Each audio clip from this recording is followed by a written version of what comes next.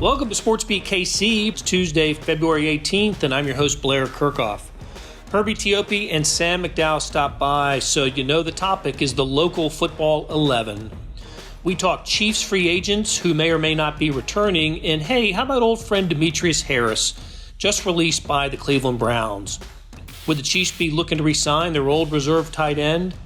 We wrap it up with a conversation about the XFL and its potential staying power. Hey, thanks for pressing play. Here we go with Herbie and Sam. All right, you ready to talk some Chiefs?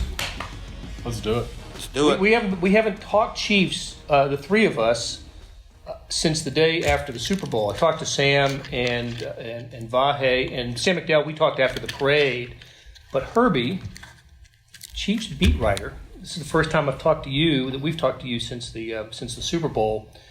Not a lot has happened since the Super Bowl in terms of player movement, but man, that's all anybody wants to talk about are potential moves for the Super Bowl champion Chiefs. So let's go down the list of some potential free agents and let's just talk about the prospects of those players returning to the Chiefs or possibility of them not returning, and just maybe let's start with what should the Chiefs' strategy be, and how are they affected by the salary cap? How much do they have to spend, and how is that going to affect the moves that they begin to make? I need a piece of paper to write down all those questions that you had there. I know, but it's an entree. It's just sort of a. It's just out there. Absolutely. Just pick any one out of the air. And let's politician this answer. Just pick the one you like and answer that one. Here we are at the part of the NFL season, because there's really no such thing as an offseason, as we all know. But we're at the point of the year where we're entering what I call speculation season. Because we're into that. There's so much out there right now, not just with the Chiefs, but around the National Football League. But when you talk about the Chiefs specifically, they're going to have to be very careful how they approach free agency. As of right now, they project to have $16.5 million in available salary cap space, which ranks pretty low. To put that number in perspective, the Miami Dolphins project to have the most in the league at $93 million. So the Chiefs are way down at the bottom of the totem pole, but they've got some interesting and intriguing things going on right now, especially with Chris Jones. Chris Jones, let's start off with him because he is absolutely the big one. What do you do with Chris Jones? Jones has more than made a case for a huge payday. 33 sacks over the past 4 years. You got to think a realistic scenario for him is a franchise tag, which the Chiefs can start doing, or teams around the National Football League. The window to start franchising players actually begins next week on the 25th. He's a name that's probably going to be linked to a franchise tag, but if the Chiefs do franchise tag him, that tag itself carries, depending on what position he's listed at, defensive end or defensive tackle, between 16 to 17 million. So what the Chiefs have to do here, before they make any moves whatsoever, they have to get creative with the cap. 16.5 mil does not leave them a lot of space. Don't forget the draft picks. Most teams need to set aside at least $5 to $6 million just to sign their draft picks. So if you subtract that from the 16.5, now you're talking 9 mil. They're going to have to take a look at a lot of areas here. Sammy Watkins counts $21 million against the cap. Either second highest on the team. Correct. Either he restructures or he's gone. We're saying this. That's if the Chiefs decide to keep Chris Jones, figure out a way to keep Chris Jones. Correct. So that's the assumption we're working under. This is how it could happen. You got to look at other players, as Sam just said.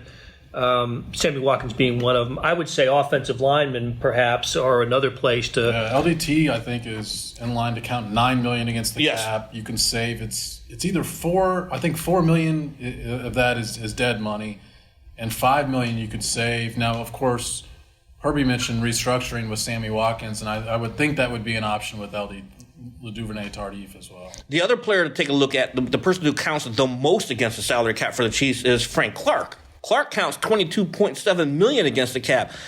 There are a lot of ways you can get creative here, and Brett Veach is going to have, he and his staff are going to have to find a way. you can lower the cap count this year, depending on how you restructure everything, and then just have it count out towards later years. But the ability to make a lot of moves it's really going to be limited for the Chiefs. But Chris Jones, in my opinion, he's a guy that they have to take care of. Don't let that guy hit the open market. Sam Mellinger, our colleague, wrote a column of a possible tag and trade scenario, which of course could be on the table here, and it makes perfect sense to do that. But you want to keep this core intact, and I think Brett Veach and the Chiefs understand that Jones is a guy who has contributed immensely over the last 4 years to the Super Bowl run. And he's been very vocal. He's been very vocal about, hey, I want to stay in Kansas City. Well, now it's time to put up or shut up. Are you willing to take a hometown discount?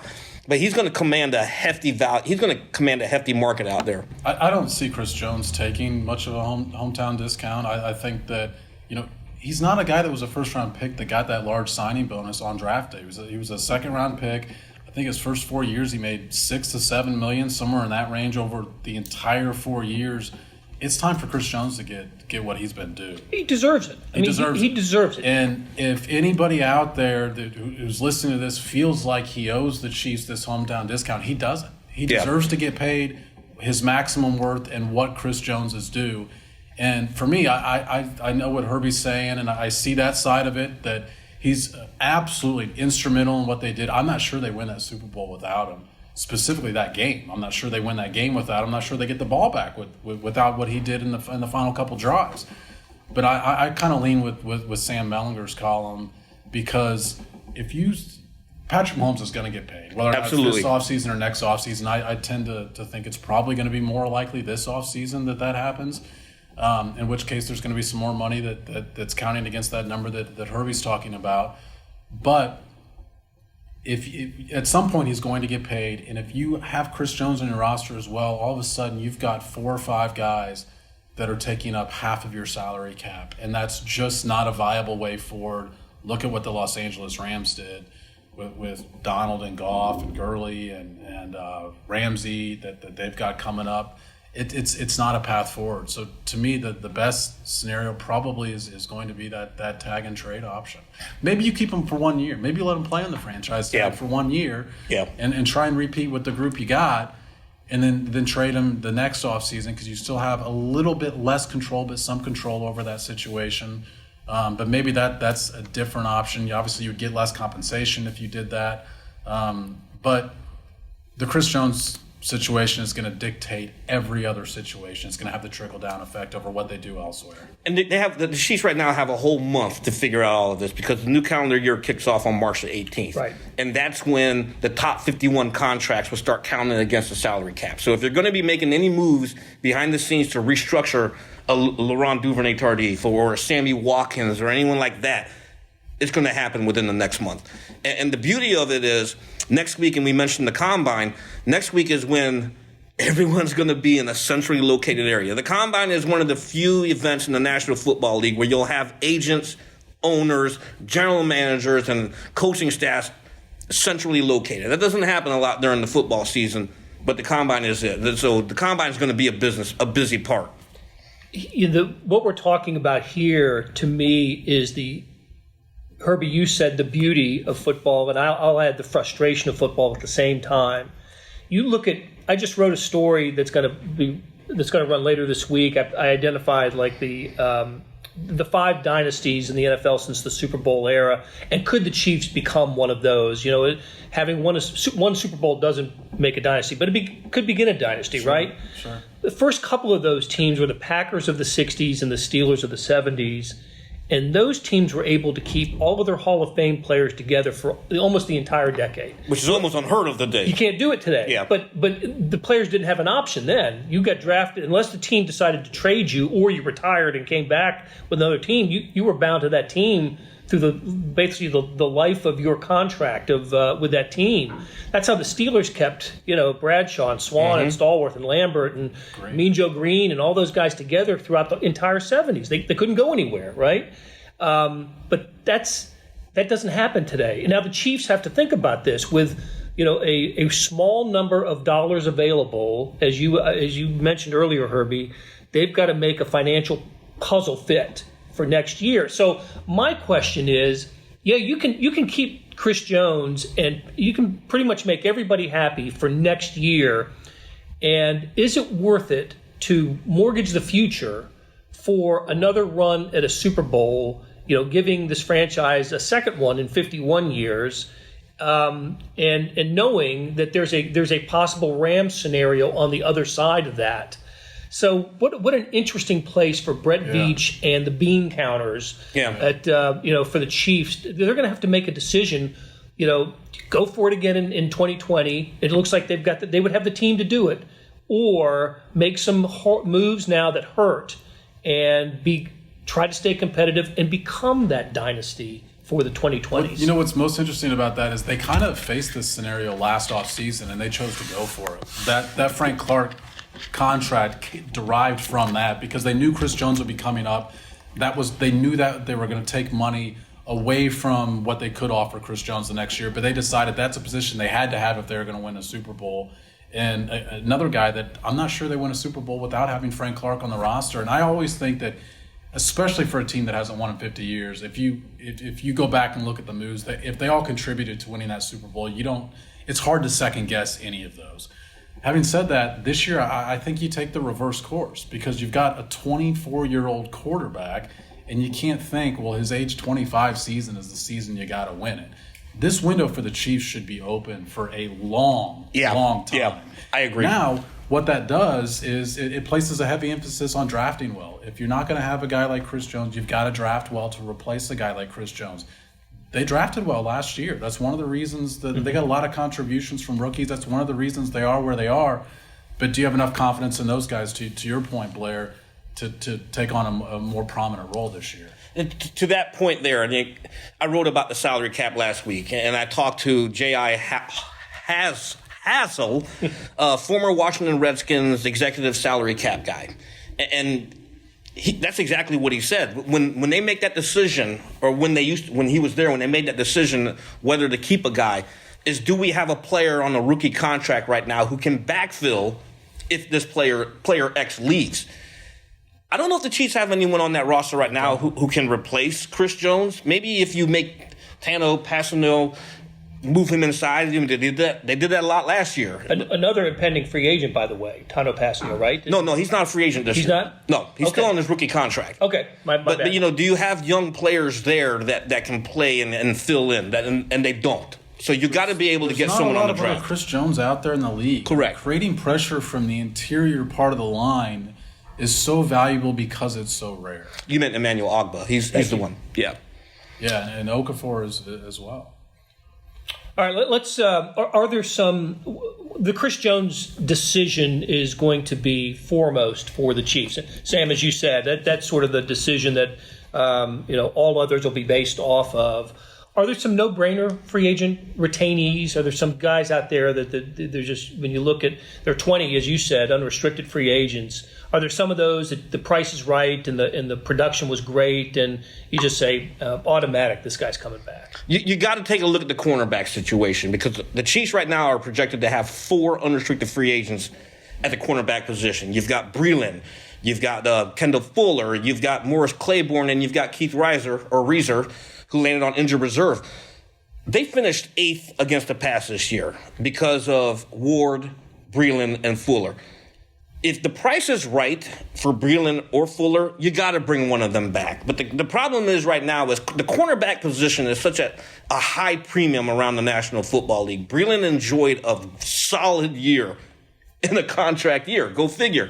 Fuller proved his worth after missing 5 games with his ability to play slot and play safety after Juan Thornhill got hurt. I mean, he had the game-sealing interception in the Super Bowl.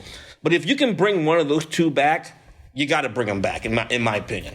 The offense, Herbie and I have kind of looked at all these positions throughout the week as we're unrolling position evaluations, also looking ahead to 2020. And he's taken the defense, and I've taken the offense. And the guys, to me, that I broke down the offense that make the most sense, and these aren't going to be the most exciting guys, but 2 years in a row, they've signed Anthony Sherman to a 1-year deal. He played 73% of the special team snaps last year. I think it makes a lot of sense to bring him back on another 1-year deal. And Matt Moore. I think Matt Moore was a great fit. I think they're going to have a choice between Moore or Henne rather than bringing both back. I don't think they had $5 million invested in their backup quarterbacks last year, the backup to the best player in football. I don't think you want to spend $5 million on. To me, you go with the guy that's a cheaper option, also the guy that you dressed in the playoffs when he was healthy. I think he was ill one game, so they dressed Chad Henne. But because it wasn't just because he played last year, I thought it was because he played well that they decided he was their number 2 guy. So I think bringing back Matt Moore makes a lot of sense as well. On the defensive line side, not only do you have Jones, you have Mike Pennel, Emmanuel Ogba, Terrell Suggs. Okafor. Okafor signed a 3-year deal last year, so he's still good. But Pennel makes a lot of sense bingo. to me, too. Yeah, and we were there at his autograph signing, and then we posed the question, what do you want to do? And he basically said, I told my agents the Chiefs are a priority. So he wants to come back. So you can probably get him at $1 million a year. Last year he played under the veteran minimum, which is $805,000. But I think if you give him like a 2-year contract at maybe $3 to $4 million, he makes sense. I mean, with him in the lineup and then that defensive line rotation along with Noddy and Colin Saunders, they were pretty good against the run. Let me give you a couple more names. Tell me what you guys think. Prospects of returning. Guy that I thought played pretty well down the stretch, Stefan Wisniewski. Yeah, Wisniewski is interesting. I think that you could get him probably cheaper than a lot of other options, but I also think it's an area that potentially you could look to the draft. And so I think I could go either way with Wisniewski. You do have guys that that have played there before, but the interior line's also a position of concern that I think they might look to the draft for. He got some age on the tires a little bit, right? He's 30, I think 31 maybe. Played 9 years. Yeah, 9 years. 2 Super Bowl rings. Yeah. Right? But he brings attitude, though. And I think Andy Reid has to love that. There was a reason that when Andrew Wiley was returned healthy, Wisniewski stayed in the lineup. Correct. Andrew Wiley didn't play. Jinx. We said correct at the same time. That's right. How about Reggie Ragland? I'm going to say no. I'm going to say no as well. I think what hurts the Chiefs linebacker core is, and I broke it down when I looked at the linebacker position, of the 16 games, Well, throw Darren Lee in there too. Correct. And he's a no as well. Yeah, okay. But of the 16 games, they only started out in the 4-3 base 9 of those games. 7 of those 16 games, they started out with a three defensive back package. And I think a lot of that has to do with they need versatility back there. And I think the three of us will agree when you look at the Chiefs linebacker core, if there's one area they did improve against the run, but I think where they were hurting a lot was when they had to face a versatile running back out of the backfield. They just could not cover him. And that's not Ragland's strength. Yeah, Ragland is a situational guy. Very good against the run, but you need someone who can play all 3 downs. Okay, one last one before we take a break. This one kind of hits home a little bit. Xavier Williams, Grandview High. I think that they played their best against the run. It just so happened to be during the 8-week stretch, or was it 8 weeks that he was on IR? Correct. 8 or 9, whatever it was that he was on IR. They were really good against the run when they brought in Mike Pennel. So to me, I think they're going to be choosing between those guys. And Mike Pennel showed me more than Xavier Williams did last year. And Pennell's a fan favorite. Also a local product, Topeka. Yeah, Topeka. Yeah. Right. Okay, let's take a break here, and when we come back, we got a couple other topics to cover regarding the Chiefs. Hey, it's Blair. Hey, we have a special subscription offer for SportsBeat KC listeners, unlimited digital access to the Kansas City Star's award-winning sports coverage. Sign up now for 1 year of Sports Pass for access to all the sports news, features, and columns we have to offer. And it's only $30. That's a 40% savings off our regular rate. For your convenience, your subscription will automatically renew after the initial term at $50 unless you tell us to cancel. A lot of subscription services won't tell you that. They'll just sneak it on there. We just told you. Your subscription helps support the sports coverage of kansascity.com and the Kansas City Star. Please visit kansascity.com/SportsBeatKC offer to get this special offer. And as always, thanks for listening. We're back with Herbie Teope and Sam McDowell. We're talking Chiefs, and we spent a lot of the first segment identifying individual players and free agents and what the Chiefs might do and how it will affect the roster going into 2020. Just a general question: coming off a Super Bowl win, look, any locker room is going to be a place where there's a lot of happiness and people want to play here. That's one thing I keep hearing. Yeah. That people want to play for Andy Reid and this coaching staff because it's apparent that right now that the staff is coming back intact. Right. Yeah. Bieniemy, Spagnuolo, Dave Tobe, the coordinators will all be back. Is that a real thing? Do players want to come back, or do players want to play at a place that we hear is a good? Is that part of their decision-making process? I think it is. I mean, and I'm going to talk from my experience from covering two separate teams. Here we go. I'm going to New Orleans. You heard it a lot when I was down there, when free agents would sign with the Saints. Why come here? And they all always end up saying, because I wanted the opportunity to play with Sean Payton. Teddy Bridgewater, 2 years ago, when he had the opportunity to sign elsewhere, came to New Orleans because I want to play for Sean Payton and I want to learn from Drew Brees. So when free agents are saying that, and then the same thing's going to happen here in Kansas City. They're just coming off of a Super Bowl win. We know Andy Reid's reputation around the National Football League, and especially the young players who are free agents. Why wouldn't you want to come over here and play with Patrick Mahomes and Tyreek Hill and Travis Kelce, and the list goes on. So yes, I believe it is a real thing. To me, I mean, guys do want to play for Andy Reid because the guys that have played for Andy Reid talk positively about him, and certainly that word circulates, or what word am I looking for? Throughout the league, though, the rest of the league is aware of that. But Patrick Mahomes is a bigger draw for me. You've got a Super Bowl favorite for a long time now. A team that's going to be contending for as long as this quarterback is in his prime, which is maybe another decade. And I think guys want to play for a winner. Is Terrell Suggs an example maybe of the guy who we heard initially might not want to come here and actually had a little conversation with Andy and not only did he come, he contributed and got himself a second Super Bowl ring. Yeah, and only he knows probably which of those factors were bigger to him. But I think if Andy Reid's here and the team is 5-10, he probably doesn't want to come. Doesn't want to come to Kansas City? I agree. I mean, the team has Patrick Mahomes and looks like it could contend for a Super Bowl. And to me, that's the biggest draw for players. All right, so that's something else to keep an eye on. We're talking about who the Chiefs on their 2019 roster might re-sign. There's also going to be free agents floating around all over from the NFL and who might be available for the Chiefs. I did notice earlier this week that a former Chief, and I don't know, a fan favorite might be too strong of a description, became available when the Cleveland Browns cut Demetrius Harris, the tight end who was basically the number 2 tight end while he was here. That role was assumed by Blake Bell for pretty much all the season. Deion Yelder had its moments.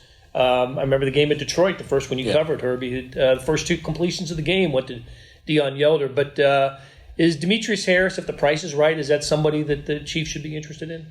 Speculation season. We've officially entered speculation season. I didn't know that speculation had a season. I thought it was just 365 days. No, it's especially during this stretch before free agency, when the player gets cut, especially on social media, you'll get pinged. Hey, should the Chiefs sign player? Boom, boom, boom. And it's like, here we go. I don't know if you bring back Demetrius Harris. I think with Blake Bell, he is an unrestricted free agent. I don't think it's going to cost as much. Deion Yelder is an exclusive rights free agent. So it's either you sign your contract or you don't play next year. I think, they'll probably lock him up. I think Deion Yelder is a more athletic version of Demetrius Harris that you can build on. The crazy thing is, going back to New Orleans, I covered Yelder when he was in New Orleans. So I know what he's capable of, but he's athletic. I think if you had the choice between Blake Bell and Deion Yelder versus Demetrius Harris, you stick with what you have.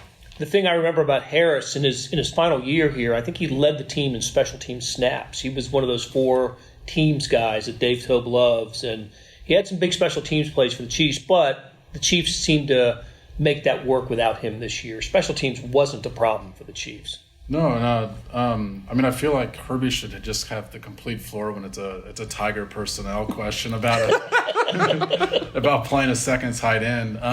They didn't get a lot out of their tight ends in the pass game this year, but do they need Do they feel like they need more out of the tight ends in the pass game? To me, that depends on what wide receivers you bring back. Yeah. And that's the Sammy Watkins and Demarcus Robinson question. And if you don't have those guys back, maybe you feel like you need to get more of a pass catcher, which Harris is more of a pass catcher than the guys they have here.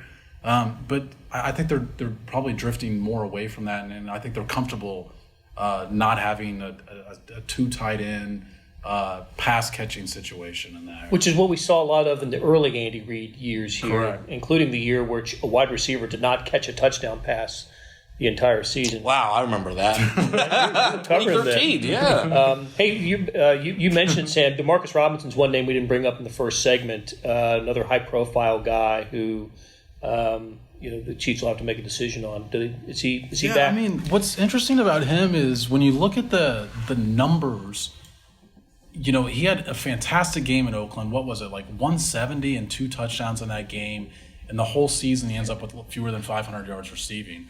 Fourth on just the wide receiver group. I was behind McCole Hardman. But, man, he's a hell of a blocker, which I know that we all know that Andy Reid values that. I mean, it's one of the reasons they value Damian Williams at running back the way they do is because he can block. I mean, Demarcus Robinson's a great blocker. Late in the season, they started using him as the gunner again. Yep. On special teams. So he's got value beyond just the numbers that you look on a stat sheet, but he's for sure going to I think make more money than what he made on his 4-year deal, which I think he was at $2.6 million over 4 years. He's going to make more than that. He likes it in Kansas City, but another guy that, $2.6 million is a lot of money to all of us and probably most of the people listening to this, but in football terms, he hasn't made a lot of money playing this sport yet, and he's in his prime. Yeah. There was a report last week, and here we go with the speculation, but Giants beat reporters were tweeting out that, hey, if Robinson does hit the open market, the Giants will go after him. The Giants need wide receiver help, so you got to figure if he is actually on the Giants' radar, they're probably going to back up the truck. Come be our number one guy, and then he's not going to get that here. No, which leads me to another question: would some Chiefs players' values be inflated by a Super Bowl ring? I mean, is this the time for them to make that that move that'll set them up financially for life? I always go back to Alvin Harper from the Cowboys. Remember when they won the Super Bowl and he signed that massive free agent deal with the Tampa Bay Buccaneers? Desmond Howard did it years ago as well. Yeah, Howard. The Raiders just used to sign the Super Bowl MVP. Bingo. Yes, there was a safety. Was it Larry Brown, the old Cowboys guy that had the interceptions? Yep, the safety. Yep. That's right. Yeah, and so I think they can, but because they're not going to get that here. And they're certainly not going to get it when the Chiefs only have $16.5 million. And nobody can blame them for. I mean, you've got to do that, right? Yeah. You have to take advantage of your value. It makes sense on both sides. Now, wide receiver is where it's most interesting because if Sammy Watkins is not willing to restructure and you have to cut him to save $14 million against the cap, then Demarcus Robinson is more valuable to you than otherwise he would be. But also, the Chiefs have drafted 5 wide receivers in the first 5 rounds in the last 5 years. So I don't think that they're going to hesitate to look to the draft to sort of reinforce what they could have here. Go ahead. Yeah, and a lot of draft prognosticators call this upcoming wide receiver class the deepest wide receiver class in years. So you don't necessarily need to bring all these guys back. You have to draft to go after some of these wide receivers. All right, so just a programming note. Next Monday, we're going to talk specific positions because the NFL Combine will have arrived, and these two blokes will be in Indianapolis. We're in England now? Blokes. Covering the NFL Combine for the Kansas City Star. Okay, let's wrap it up. Hey, let me ask you this, though, before we do. Have either of you guys watched any XFL? I have, yeah. What'd you think? What do you think of the product? I think the product is better than what I was anticipating, except the quarterback play still is a problem, and I don't see a solution for the quarterback play. Yeah, that, in fact, was it McGloin? Matt McGloin had a terrible pick and ripped his coach at halftime, I think, coming off the field. Cardell Jones looks pretty good. Looks like he could potentially back up a starting quarterback, but I think the games are going to be too low scoring to excite the fans in the way that they probably want. I do like a few of the rule changes, though, and I hope that the NFL doesn't have too big of an ego not to consider what the XFL is doing with some of these rule changes. I've heard where the lower bowl at the Dome. I've heard this too. In St. Louis is all but sold out. I think they should absolutely take this opportunity to stick it to the Kroenke family and sell that thing out every game possible. They could have 25 to 30,000 people for their home games, which would be fantastic. That's one of the other things about the XFL, though. I don't know why all the teams except for St. Louis are in these NFL markets. To me, you should have targeted markets like St. Louis, maybe Portland, maybe Orlando, some other markets that are, again, not going to have this awful winter weather. Obviously, St. Louis is indoors. But maybe would get excited about a football team purely because they don't have one. If I'm an NFL market fan and the XFL comes to town, why am I going to get excited about that product? The AAF tried that. Remember last year, Birmingham, Memphis, San Antonio, Orlando. I haven't watched any of the XFL, but I did cover the AAF last year. They had me traveling around to cover some of the games. I don't know if you can convince NFL fans that the product you're seeing now is real football. Even though it is real football, but I'm going to put real football in air quotes because NFL fans have come to expect a certain type of product.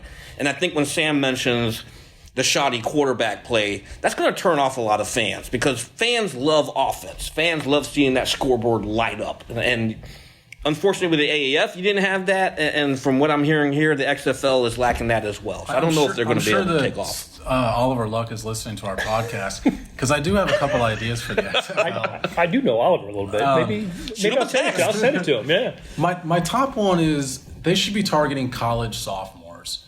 And so they get the top prospects for the next year's draft in their game because then you're forced to watch it. If you've got Trevor Lawrence playing in this league next year and Trevor Lawrence would have, maybe 5 million reasons to play in that league rather than playing for free in college. Well, maybe we should put that in quotes as well. Maybe these college athletes. It's the time is now to capitalize on this idea because look what happened to Tua. He got hurt and now he's worried about what's my NFL how much money did he cost himself by just playing a college football game? If these guys are all of a sudden making maybe $5 million on an XFL roster, that's maybe some motivation to get some good talent in there. It's a good pay raise from what he's making in Clemson. I'm kidding. I think Tua is going to be okay. But you're right. He did win. He already won his national championship. What was he doing staying in at Alabama?